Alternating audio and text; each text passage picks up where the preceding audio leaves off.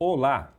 Estamos começando mais um Diálogo Aberto, um programa produzido pela Faculdade Palotina de Santa Maria em parceria com a Universidade La Salle. Toda quinta-feira temos um encontro marcado aqui na TV Imaculada para abordar diversos temas com convidados especiais. Hoje, o nosso programa dedica-se a uma data de enorme significado para a história e para a identidade brasileira, o Dia da Consciência Negra, celebrado neste 20 de novembro. Este dia recorda a luta, a resistência e o legado de Zumbi dos Palmares, o símbolo maior da busca pela liberdade e pela justiça social ao longo da nossa história. A população negra desempenhou um papel fundamental na construção do Brasil. No entanto, ainda enfrentamos desafios importantes como o combate ao racismo estrutural, a valorização da identidade afro-brasileira e a promoção da igualdade de oportunidades. Para falar sobre o assunto, recebemos o padre palotino Jurandir Soares, doutorando em educação, que tem se dedicado aos estudos deste tema nos últimos anos. Seja bem-vindo, Padre Jurandir. Boa noite, Jolair. Boa noite a todos aqueles que nos acompanham pela TV Imaculada.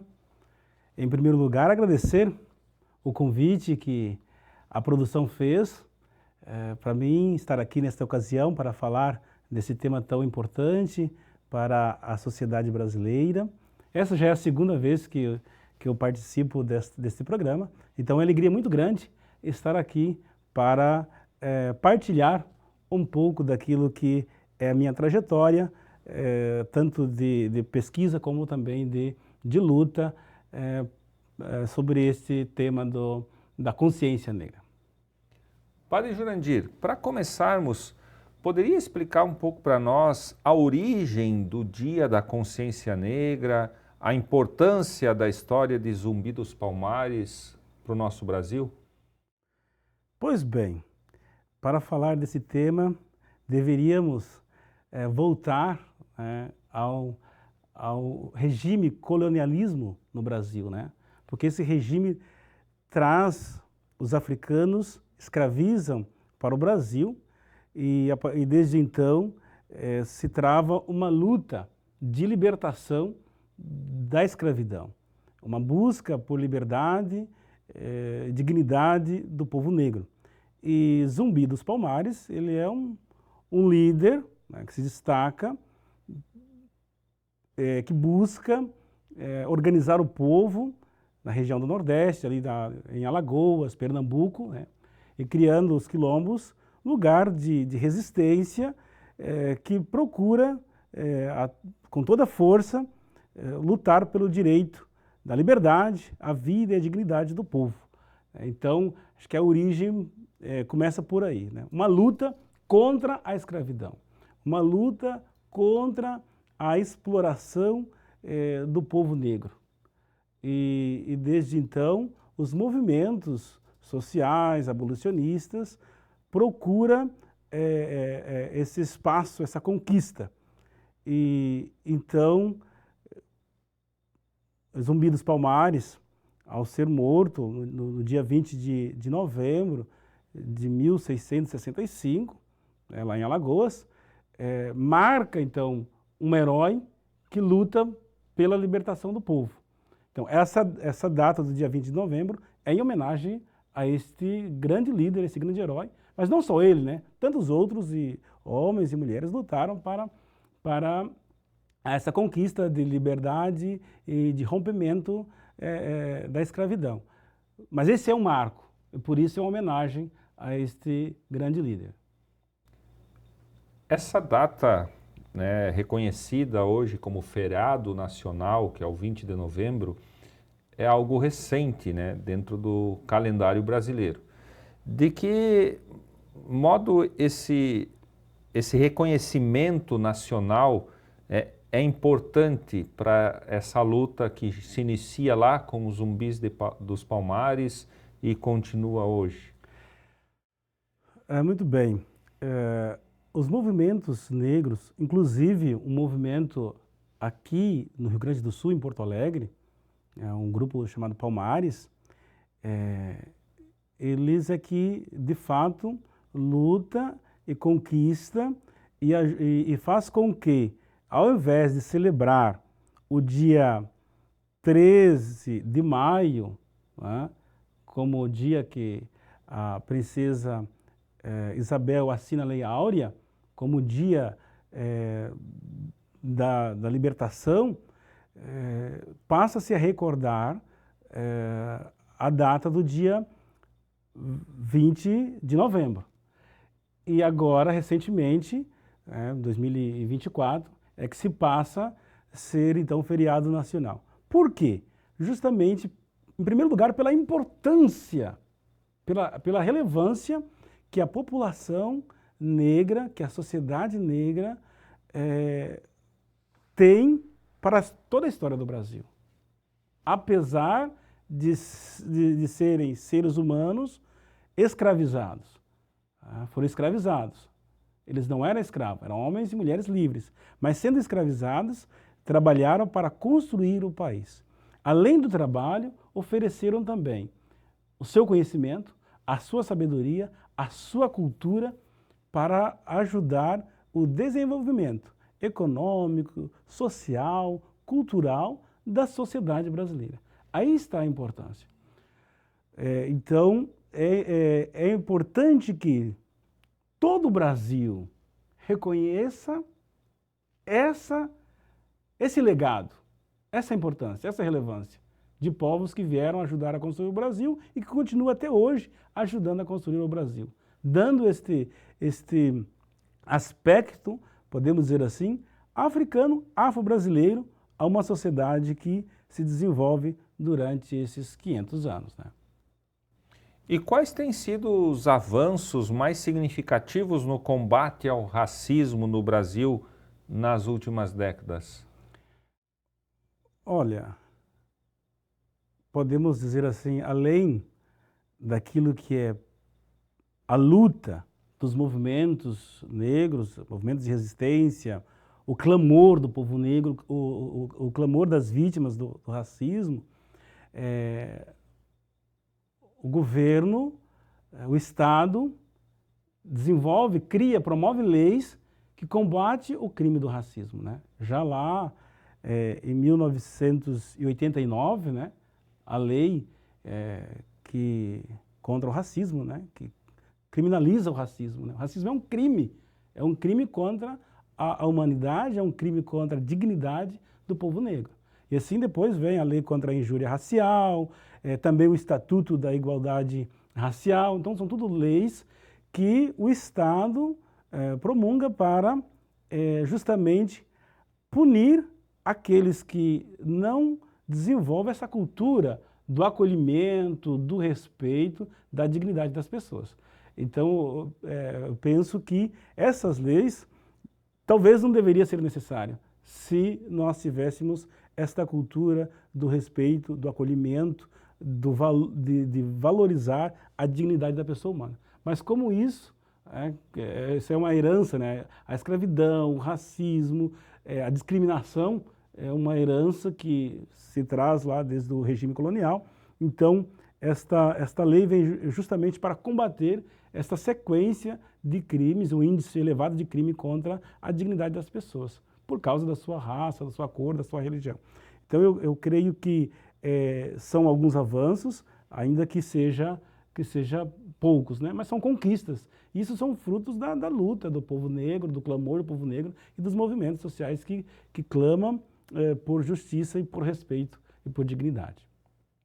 Nesse clamor por justiça, por dignidade, surgem essas políticas públicas, né, que vêm tentar trazer, né, fazer com que isso de fato aconteça na prática, né, essa dignidade da pessoa humana. E o que o senhor tem a dizer sobre a questão da política pública das cotas raciais? Há muito debate sobre isso, algumas críticas, outros, né, sendo favoráveis. Na sua opinião, o que a cota racial produz nessa perspectiva da dignidade da pessoa humana? Olhando esse histórico de apagamento do povo negro, da sua cultura, do seu espaço na sociedade, dos seus saberes, as leis de cotas, ela vem justamente para ser um momento de reconciliação, podemos dizer, do Estado com o povo negro. Podemos dizer assim que são leis que vêm para trazer uma reparação, ainda que não seja aquela reparação que devolve, por exemplo, uma dignidade que foi machucada, né? Não devolve a vida de uma pessoa que foi morta, né? Não devolve a vida de uma pessoa que foi excluída da sociedade, do espaço escolar, também do emprego e assim por diante. Mas ela é uma reparação justamente para as pessoas que hoje estão e os que virão também, para diminuir, né, esse abismo, né, que há entre a população negra e a população branca nos setores públicos, privados, especialmente na questão da educação, né? Porque sem a educação não há como haver um avanço, um desenvolvimento social da população negra, quer dizer, de todo mundo, né? Mas os índios estão aí e também a realidade nos mostra que há uma desigualdade social devido à condição racial, devido à questão mesmo de cor, de herança africana. Então, essa lei de cotas vem justamente para reparar, e quem sabe daqui a uns tempos não precisa mais ter essas leis de cotas, mas sim um equilíbrio entre esses povos. Padre Jurandir, nós vamos para um breve intervalo. O Diálogo Aberto volta já. Não saia daí.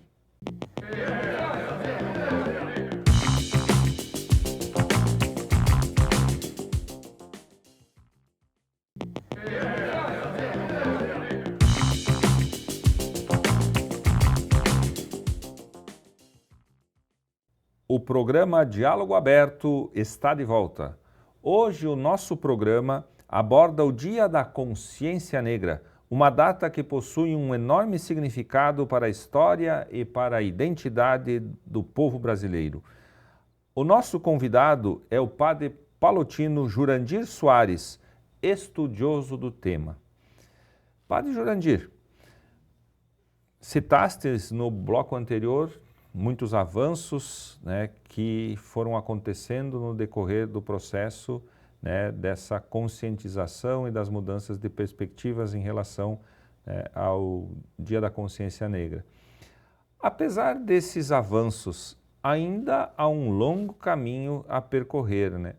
Quais são hoje os maiores desafios que você percebe em relação à igualdade racial no Brasil?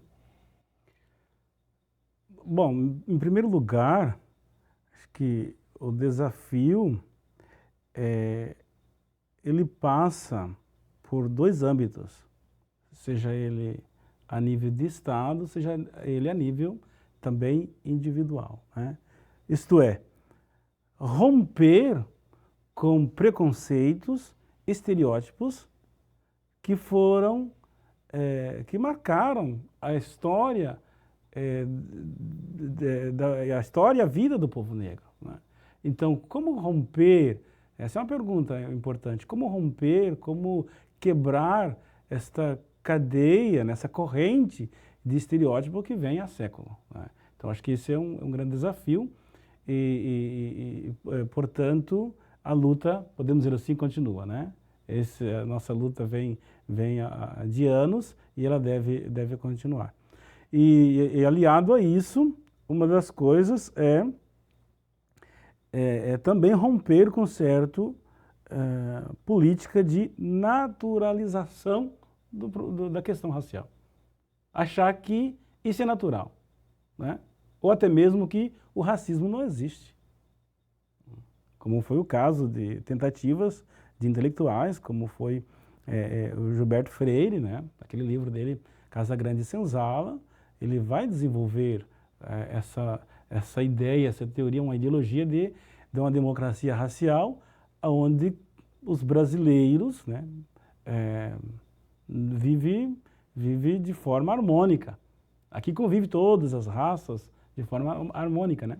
Passa uma mensagem para o exterior que o brasileiro ele é este povo, né? O Brasil é formado, né, de diversas etnias e se forma um povo harmônico, cordial e assim por diante, né? Então tem que romper com esses estereótipos, né? Acho que esse é um grande desafio.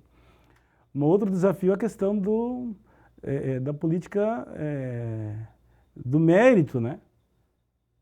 Se você não alcançou um emprego, um bom emprego, se você não chegou ao ensino superior, é porque você não tem capacidade, né? Capacitismo, né? E, então, romper com esse tipo de estereótipos de política que, de fato, nega um racismo muito presente no Brasil, né? Acho que são os desafios. No bloco anterior, tu mencionaste a importância da educação nesse processo. Como a sociedade hoje, né, os meios de comunicação, a educação, pode contribuir, né, para a construção de uma sociedade mais justa, mais inclusiva? De que forma isso pode acontecer? Eu vejo que a primeira coisa é comunicar a verdade, comunicar valores, no caso dos meios de comunicação, né?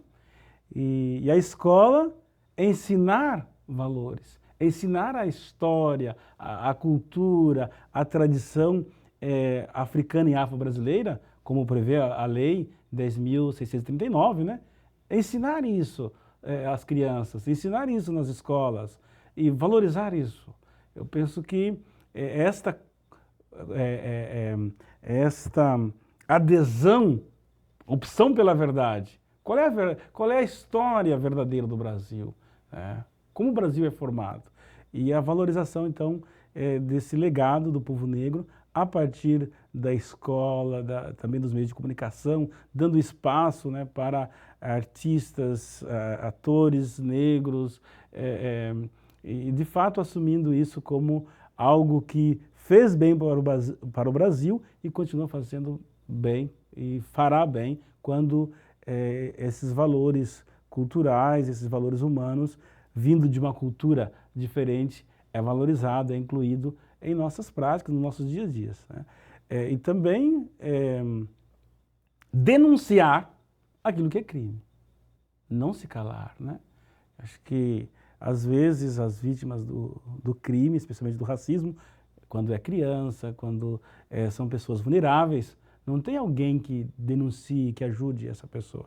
Acho que essa também é uma missão importante que a sociedade, que a escola, que outros responsáveis possam fazer em benefício de romper com esta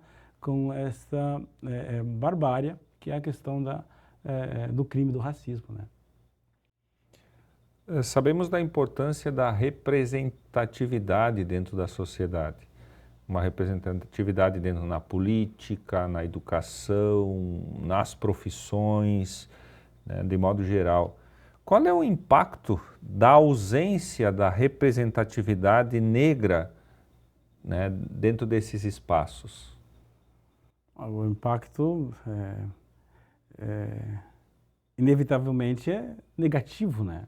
Porque uma vez que você tem, segundo o dado recente do IBGE, a população negra representa mais de 50%, 55% da população do país. Mas se você for nas universidades, você não vai encontrar um índice desse tamanho de negros na universidade. Você não encontra professores negros assim, com a representatividade que corresponde com o índice da população brasileira. Então é um impacto negativo, né? E também, assim, promove uma sociedade desigual. Uma coisa seria respeitar as diferenças culturais.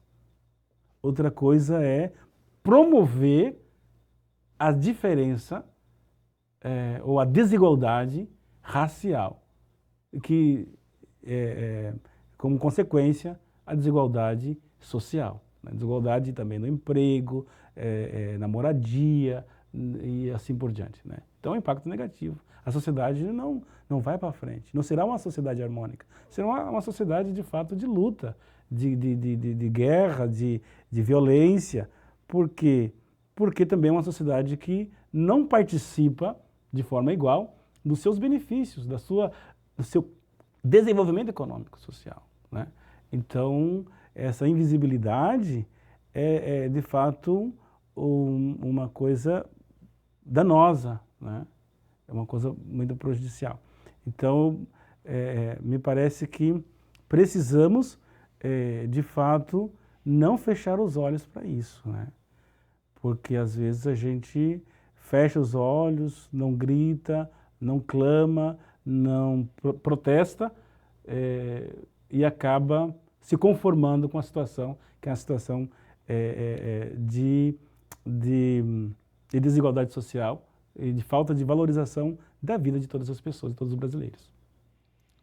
Você traz um dado que é importante, né? Mais de 50% da população brasileira é negra. E, por vezes, essas questões, em algumas situações, são tratadas no mês de novembro. Como levar essa discussão, essa temática a ser discutida para além do mês de novembro? Não só ficarmos, né, focados nesse período, nesse momento, já que, né, o nosso interesse não é de um público restrito, né, de um pequeno grupo, mas é amplo. A ampla população brasileira é negra. Sim, é verdade. Precisamos ir além do dia 20 de novembro, né? Até porque esse dia 20 de novembro justamente é um marco também de promover a consciência. E consciência não se cria num dia, né? Uma consciência.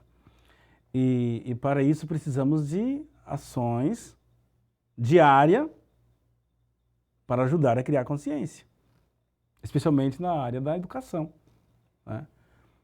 E nesse caso, seria muito importante que na família, na escola e em outros ambientes públicos se pudesse promover o debate, promover encontros que ajudam a conhecer o legado, a cultura, o conhecimento africano e afro-brasileiro. Penso que isso seria muito importante. Por isso que a obrigatoriedade do ensino da cultura afro-brasileira na escola é importante ser implementado. Porque senão nós vamos ficar com o dia 20 de novembro. Nós precisamos de dar passos para criar consciência. E essa consciência vem justamente ajudar ao quê? Em primeiro lugar, ao próprio negro se reconhecer como negro e ter orgulho de ser descendente de africano, de ter orgulho de ter uma cultura, de participar da construção da sociedade brasileira. Então, isso é ter consciência. Isso é celebrar o Dia do Herói. E também ajudar a sociedade a criar a cultura do respeito. Respeito à diversidade. A cultura do acolhimento. Acolher o diferente. Isso é importante. Isso não se cria de um dia para o outro. Um evento. Não se cria usando, quem sabe, um turbante africano, uma camisa africana, ouvir uma música africana. Não se cria com isso, mas se cria com ações que levam o povo de fato, a valorizar a cultura, as pessoas, a dignidade do povo negro. Padre Jurandir, muito obrigado pela sua presença. Nosso programa vai ficando por aqui. Obrigado a você aí de casa pela sua audiência. Voltamos na próxima semana com mais convidados e temas especiais para você. Até breve!